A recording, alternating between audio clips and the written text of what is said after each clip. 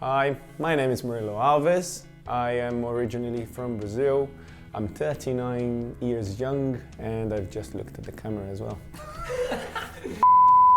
So growing up in Brazil, middle class family, always going to the church and being part of it, the likes. So 20 or so years of my life, you could have summarized it just there, as easy as. But then when you compare that with the next 5 years or so, when I finally got back or got into a close relationship with God, oh man, that's a clear victory for the after Christ as opposed to the before Christ. So through the pain of admitting to some pretty hurtful mistakes that I did in the past, God finally gave me the salvation that I had been promised a few years back. In fact, I think it was more of I finally had the guts to claim it.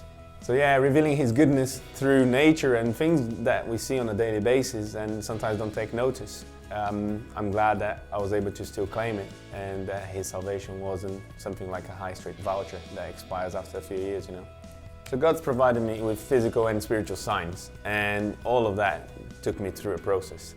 But it's not without the pain of being reminded every now and then of things that you've done in the past. So when I'm reminded often of things that I've done to people for my own advantage, God comes and reminds me that He loves me.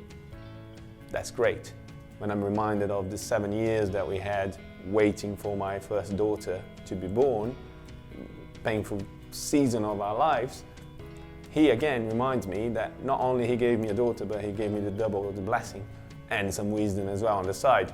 And then when again I'm reminded of my vices and things that I've done in the past, again, guess what? He's used that for His glory, the glory that He's due, and lives have been impacted by me sharing perhaps my experience with them. So how then can I not wake up to a brand new day and rejoice?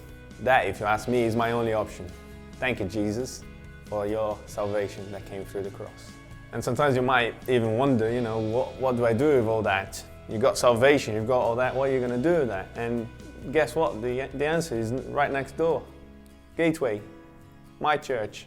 Currently, I'm able to serve the kids, I'm able to help, embrace the community. That's what I want to be doing with my life. That's what I would like to encourage other people to do with their lives as well.